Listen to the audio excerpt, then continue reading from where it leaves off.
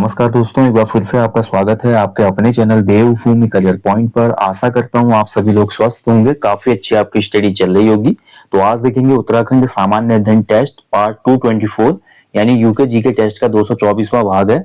और साथ ही जो ये टेस्ट सीरीज है उत्तराखंड जीके टेस्ट, सामान्य हिंदी टेस्ट और जीएस की टेस्ट सीरीज, इसको आप अवश्य फॉलो कीजिएगा, आगामी सभी परीक्षाओं के लिए बेनिफिशियल है। इसके अतिरिक्त जो भी कंटेंट मैं आपको दे रहा हूँ, करंट अफेयर्स एग्जाम डोज और इसके अलावा special fact classes, revision Mahakumbh, ठीक है, और पीवाईक्यू सेशन भी बीच बीच में आपको करवाया जा रहा है।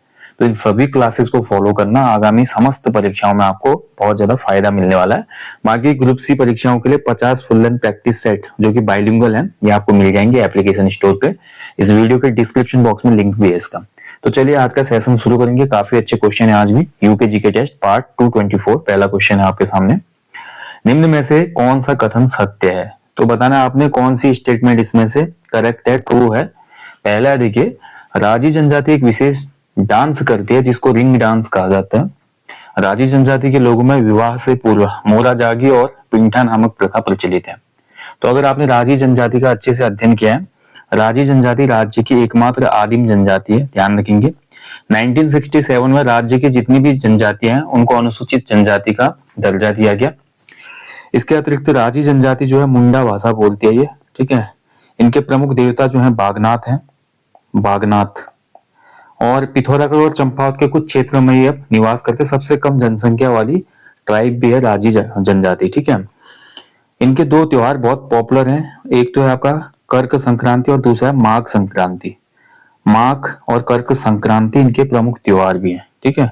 अब स्टेटमेंट पे आते हैं। पहली स्टेटमेंट बिल्कुल सही है, जो ये डांस करते हैं इसको रिंग डांस कहा जाता है, गोल घेरे में करते हैं ये लोग।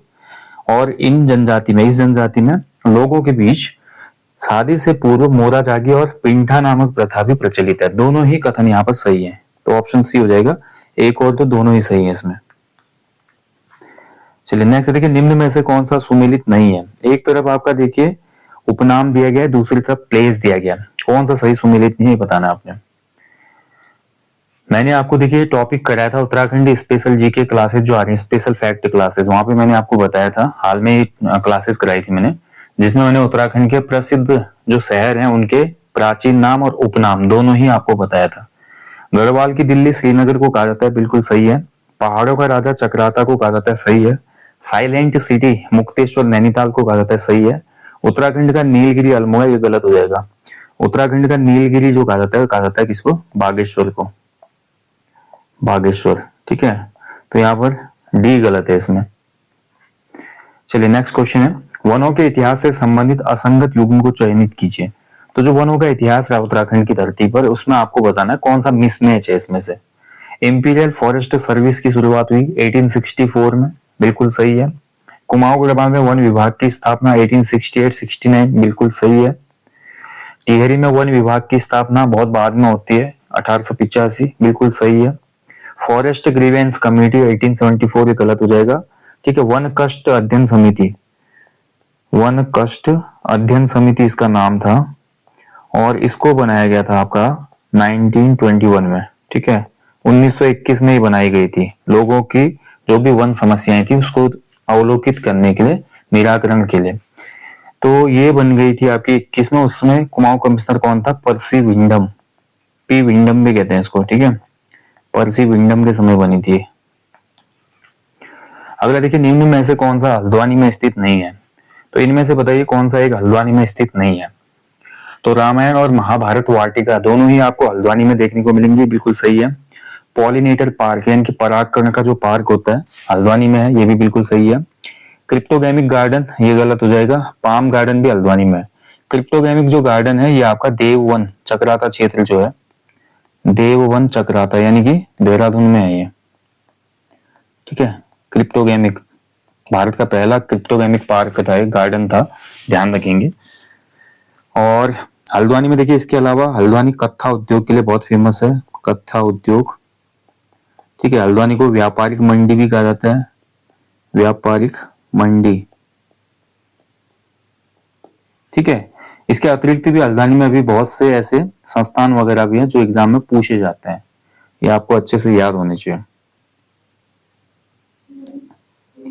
चलिए आगे बढ़ेंगे। निम्न में से कौन सा कथन असत्य है। ठीक है, फॉल्स स्टेटमेंट बतानी है आपने कौन सी है। चमोली के आदि बद्री में नौथा कौतिक को हिमालय महोत्सव के नाम से भी जाना जाता है। तो नौठा कौथिक जो होता है चमोली के आदि बद्री में, इसको हिमालय महोत्सव कहा जाता है। ठीक है, पहला स्टेटमेंट बिल्कुल इसमें सही है। नौठा कौथिक कुमाऊं गढ़वाल क्षेत्र में प्रतिवर्ष बैसाख के 5वें सोमवार या जेठ माह के प्रथम सोमवार को आयोजित किए जाने वाला उत्सव है।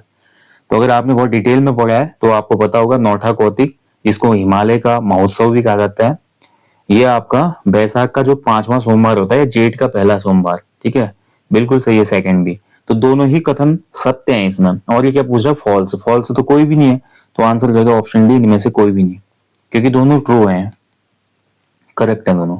निम्न में से किसके प्रयासों से गढ़वाल जन साहित्य परिषद का गठन हुआ था। ठीक है, तो गढ़वाल जन साहित्य परिषद के गठन में दामोदर प्रसाद थपलियाल, ऑप्शन ए भूपेश्वर कोटियाल, घनश्याम रतोड़ी, ये तीनों व्यक्ति इसमें शामिल थे। ठीक है, तो आंसर हो जाएगा इसका ऑप्शन डी, उपरोक्त सभी।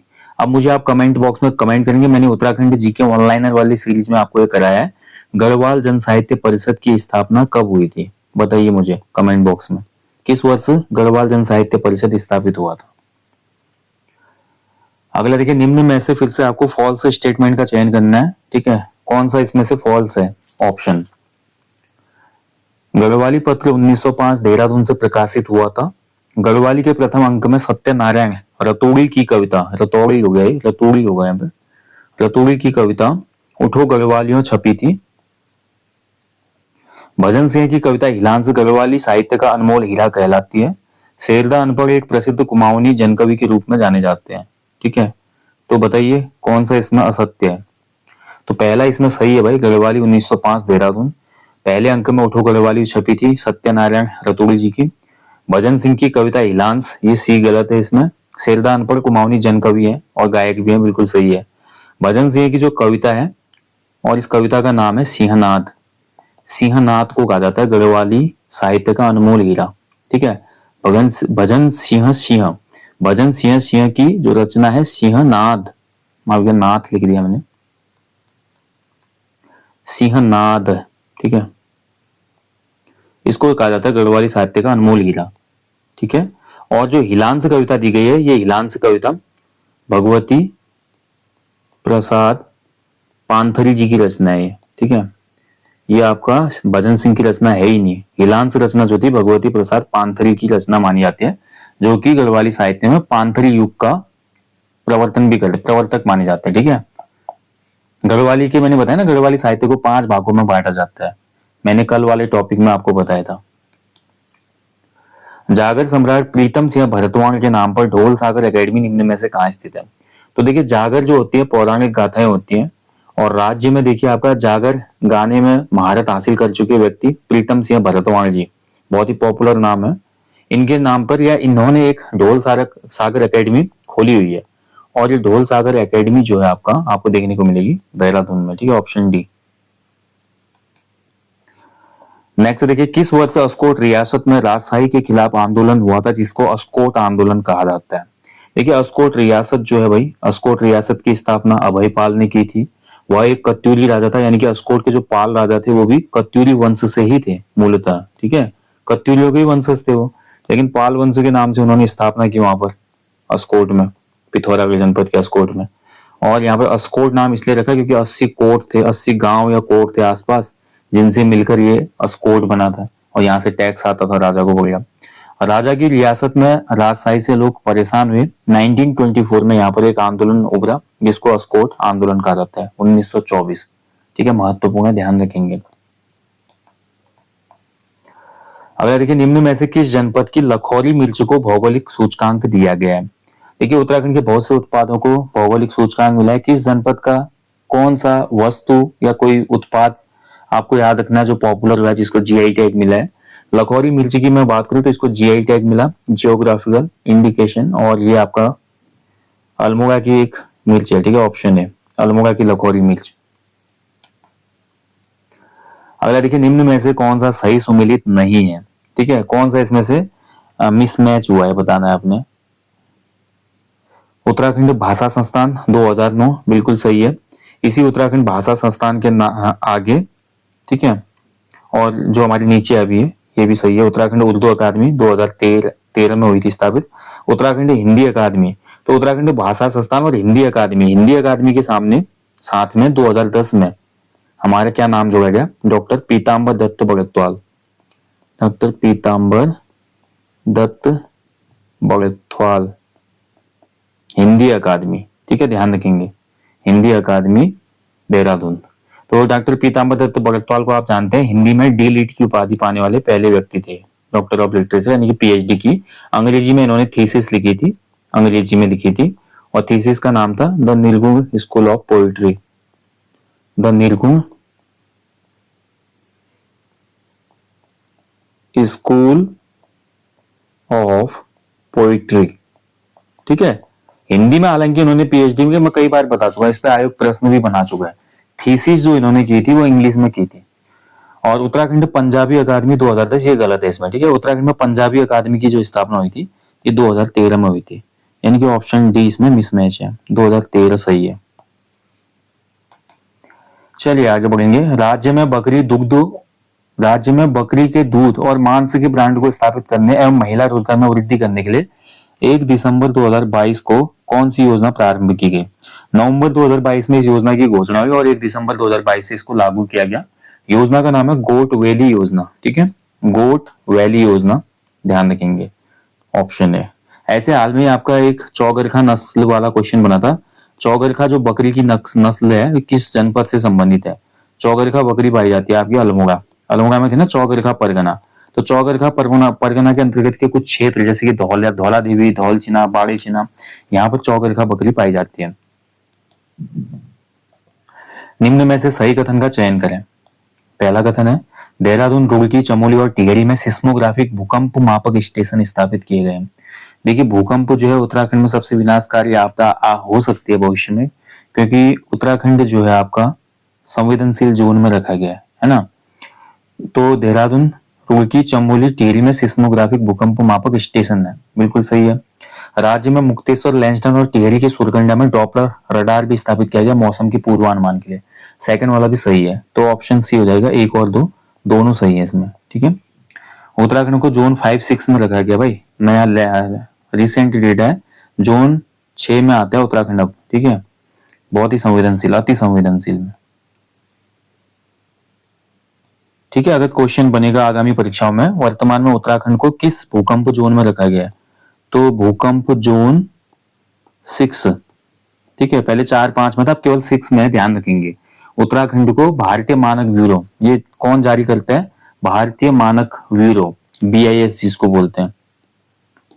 ठीक है, BIS के द्वारा जो भूकंपीय मानचित्र आया 2025-26 का, इसके द्वारा उत्तराखंड को जोन 6 में रखा गया है, पहले जोन 4 और 5 में था।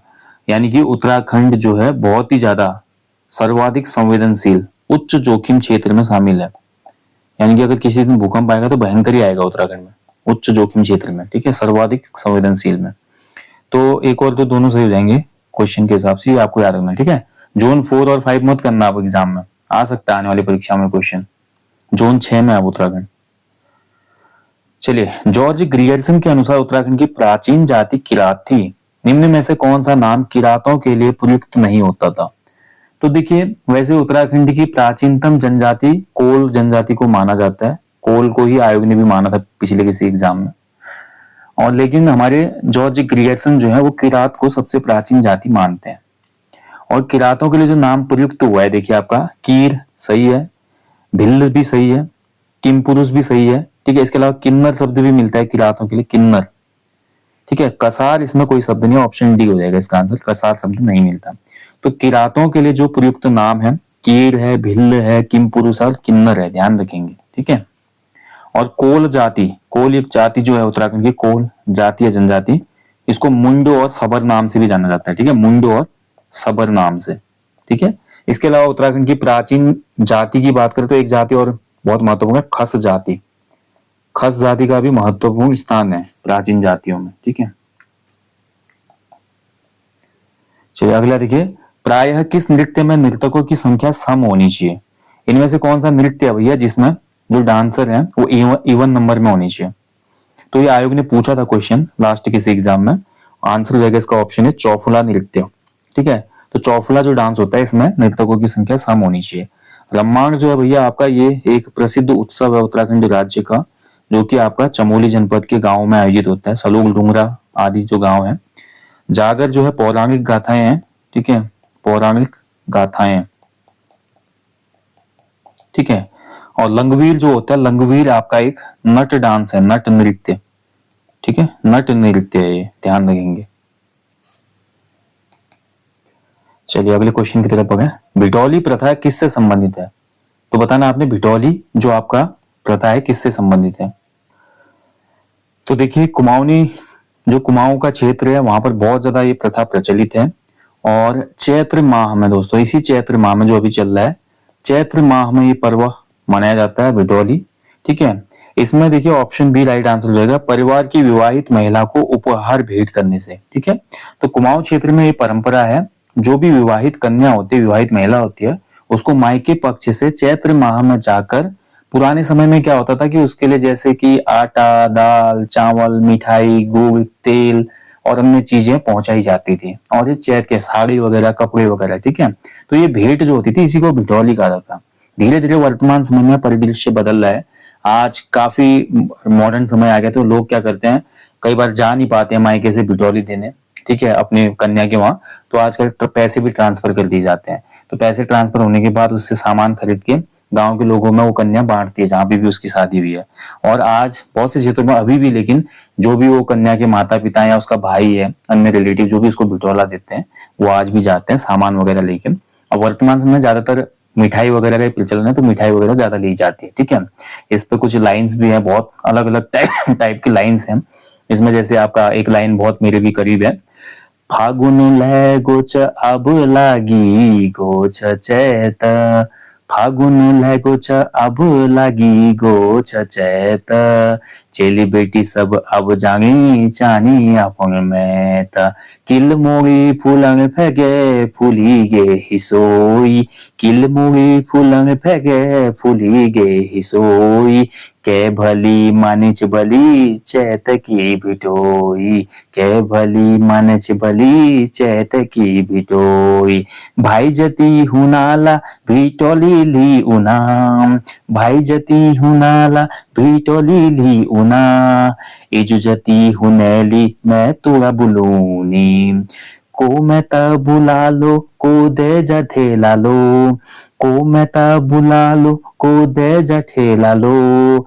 हिउ भरी उछला कली जो कोरी छ, के भली मानी छ भली चैत की भेटोई, ठीक है। तो ये कुछ लाइन है, हालांकि मैं इनको गा नहीं पाया अच्छे से, बट इन लाइनों में ये बोला जा रहा है कि चैत का महीना आ चुका है, फागुन चले गया है, अन्य लोगों के भी भिटौली आने लग गए हैं, किलमोगल के जो फूल हैं वो फूल गए हैं, हिसालू जो फल होता है हमारे यहाँ का वो खिल चुका है, सब लोगों का भिटौला आ रहा है भाई। और भाई है तो भाई आ जाओ, माँ होगी तो माँ तो हमको मायके ही बुलाती, ठीक है। तो ये सब चीजें इसमें बोली जाती है, बहुत ही इमोशनल टच है, अगर आप इसको फील करते हैं तो आप समझेंगे। तो ऑप्शन बी राइट आंसर है इसमें। अगला देखिए, बेवड़ू पाको बारहमासा गीत के संगीतकार कौन थे? देखिए मैं हमेशा बोलता हूँ बेवड़ू पाको बारहमासा जो गीत है ये उत्तराखंड की आइडेंटिटी है। एक हिसाब से आप कहीं भी जाते हैं ना, ये गाना जब बजता है तो लगता है यार कि अपना उत्तराखंड वहां पे आ गया, ठीक है। कुछ ऐसे गीत हैं जैसे बेवड़ू पाको बारहमासा है, इसके अलावा जो हमारे नरेंद्र सिंह नेगी जी के कुछ गीत हैं, ठीक है, जैसे कि ठंडो रे ठंडो पानी, ऐसे हमारा प्यारी जन्मभूमि देवभूमि वाला गीत है पवनदीप राजन का। तो ये कुछ ऐसे गीत हैं जो डायरेक्ट टच करते हैं।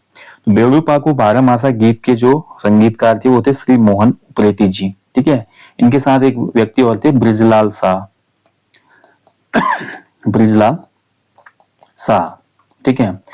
बेवड़ू पाको बारहमासा, बेवड़ू पाको बारहमासा, उनारन का फल पाको चैता मेरी चेला, उनारन का फल पाको चैता मेरी चेला, बेवड़ू पाको बारहमासा, बेवड़ू पाको बारहमासा, उनारन का फल पाको चैता मेरी चेला। चलिए, बाकी और जो अन्य नाम है वो भी काफी महत्वपूर्ण है इसमें, ठीक है। गिरीश तिवारी जी को हम जानते हैं गिरधा के नाम से, जन कवि के नाम से पॉपुलर है गिरधा, ठीक है। इनका भी एक गीत बहुत करीब है, उत्तराखंड मेरी मातृभूमि जन्मभूमि वाला जो गीत है ना, पितृभूमि वाला। चलिए अगला देखिए, 4 चौथानी 6 घरी पंचबीवी और 4 बूढ़ा निम्न में से क्या है। तो ये आयोग ने पूछा था पूर्व एग्जाम में, 4 चौथानी 6 घरी पंचबीवी और 4 चौथानी 4 बूढ़ा। तो ये आपका समाज के विभिन्न वर्ग थे चंद शासन में, ऑप्शन सी हो जाएगा, डिफरेंट सेक्शंस ऑफ सोसाइटी, चंद काल में या मध्य काल में। तो उसमें देखिए 4 चौथानी होते थे, 4 चौथानी ब्राह्मण होते थे, चौथानी अनाज भी होता था, ठीक है, 4 अनाजों के प्रकार को कहा जाता है, वैसे चौथानी ब्राह्मण होंगे इसमें। 6 गरीबी आपका कास्ट सिस्टम से संबंधित था, पंचबीवी और 4 बूढ़ा, ठीक है। 4 बूढ़ा से मतलब था कि जो 4 बूढ़े सोमचंद्र ने नियुक्ति किए थे, हालांकि बाद में उसका उनका गला काट के चौराहे पे लटका दिया गया था ना, तो ये सब चीजें हुई थी। ये हमने चंद वंश में अच्छे से पढ़ा है, समाज के विभिन्न वर्ग थे। अगर देखिए यमुना घाटी में स्वैच्छिक चकबंदी का प्रणेता कौन था। देखिए उत्तराखंड में आज तक चकबंदी हो नहीं पाई है, लेकिन यमुना घाटी में लोगों ने म्यूचुअल चकबंदी की थी, स्वैच्छिक, ठीक है, आपसी समझौते से, और इसके प्रणेता थे स्वर्गीय राजेंद्र सिंह रावत जी। ऑप्शन डी हो जाएगा इसका आंसर, राजेंद्र सिंह रावत जी। चकबंदी का मतलब होता है ना भू बंदोबस्त, एक हिसाब से। उत्तराखंड में देखिए आपका क्या होता है कि भू बंदोबस्त बहुत अजीब तरीके का हुआ है अभी तक पर्वतीय क्षेत्रों में। वहां पे क्या होता है, आप देखते हैं कि मान लीजिए गांव मेरा यहाँ पे है, गांव में मेरी 2 नाली जमीन यहाँ है, और ये नदी है बीच में, नदी के पार भी 2 नाली जमीन यहाँ होगी, इस पहाड़ पे भी 2 नाली जमीन होगी, ठीक है। एक फैमिली, ये तो मेरी फैमिली हो गई, ऐसे बगल वाला घर है उसका भी 2 नाली का जमीन यहाँ पे है, 2 नाली का यहाँ है, 2 नाली यहाँ है। तो कहने का मतलब ये था कि इन जो भूमियां थी ना, इनकी चकबंदी की जाती। तो चकबंदी अभी तक हो नहीं पाई उत्तराखंड में, ताकि देखिए भूमि का सेटलमेंट किया जाए। मतलब एक आदमी के पास ही आसपास के ज्यादा खेत आ जाते हैं, फिर बगल वाले एक आदमी के पास चले जाते हैं। हमारे यहाँ क्या होता है, ये मेरा खेत है, फिर उसके नीचे बगल वाले का खेत है, फिर वो अगले का खेत है, फिर अगले का है, फिर अगले का है, ऐसे बगल बगल में सबके रहते हैं। तो बराबर भूमि के साथ क्या होता है कि एक ही आदमी को आसपास के खेत मुहैया करवा दिए जाते हैं, और उसी के माप का इसको भी करवा दिए जाते हैं, जितनी उसकी जमीन है उस हिसाब से। यानी कि एक हिसाब से जमीन का मर्जर कह सकते हैं हम चकबंदी को, ठीक है। वो आज तक हुआ नहीं। अगर चकबंदी हो जाती उत्तराखंड में, तो एक पोस्ट आती है चकबंदी अधिकारी की, बहुत अच्छी पोस्ट है, चकबंदी अधिकारी। ये पोस्ट भी आती तो आप लोगों के लिए एम्प्लॉयमेंट भी हो जाता बहुत अच्छा, चकबंदी अधिकारी। निम्न में से किसने महिलाओं को ये संदेश दिया था कि रो मत आगे बढ़ो, ठीक है। तो किसने मैसेज दिया भाई, don't cry March ahead. Right answer है इसका ऑप्शन सी, तुलसी देवी, ठीक है। तो तुलसी देवी जी ने ये आपका कहा था कि रो मत आगे बढ़ो। कताई बुनाई केंद्र और महिलाओं को अपने पैरों पे खड़े रहने के लिए, खड़े होने के लिए इन्होंने बहुत सी यहाँ पर सहायता की थी, प्रोत्साहन दिया था, और ये स्टेटमेंट भी दी थी इन्होंने कि रो मत आगे बढ़ो, ठीक है। बिस्नी देवी शाह हम जानते हैं, दुर्गा देवी, ये सभी आपकी स्वाधीनता आंदोलन में कार्यरत रही। टिंचरी माई जानी जाती है आपका शराबबंदी के लिए राज्य में, ठीक है। शराब आंदोलन जो हुआ था, टिंचरी नामक शराब आती थी, उसको रोकने के लिए इन्होंने आंदोलन किया था, ठीक है। और पिसनी देवी का तो एक स्टेटमेंट मैंने आपको बताया भी था उत्तराखंड जी के वन लाइनर में, जेल न कहो ये हमारा मायका है करके इन्होंने एक स्टेटमेंट भी दी थी, ठीक है। अल्मोड़ा नगर पालिका में कांग्रेस भवन पे इन्होंने विजय लक्ष्मी पंडित के साथ क्या किया था, तिरंगा भी फहराया था, मैंने आपको बताया था। दुर्गा देवी वन आंदोलन जो चल रहे थे उसमें बहुत इनने भी बहुत महत्वपूर्ण रोल अदा किया, मतलब जो ब्रिटिश कालीन वन आंदोलन था, तो दुर्गा देवी जी जो थी ये भी काफी एक्टिव रही। इसके अलावा अन्य कुछ नाम है, जैसे रेवती देवी भी शामिल थी, ठीक है। रेवती देवी स्वाधीनता आंदोलन में उत्तराखंड की महिला है। उत्तराखंड स्पेशल फैक्ट के क्लासेस में मैं आपको ये करवाऊंगा भी, ठीक है, देख लीजिएगा क्लास। चलिए दोस्तों, यहीं पे सेशन को समाप्त करेंगे। हमेशा की तरह बोलूंगा अपने जीवन में एक पेड़ अवश्य लगाएं और लोगों को भी इसके लिए अवेयर करें। बाकी टेस्ट सीरीज जो सब्जेक्टिव और सेक्शनल टेस्ट सीरीज है उसको भी आप लीजिए, और फुल लेंथ जो 50 फुल लेंथ प्रैक्टिस सेट वाला सेशन है उसको भी लीजिए, बहुत ज्यादा हेल्प आपको मिलेगी। आयोग के लेटेस्ट पैटर्न पर आधारित है, बाइलिंगुअल है, ये ध्यान रखिएगा। मिलते हैं नेक्स्ट सेशन में। जय हिंद, जय देवभूमि।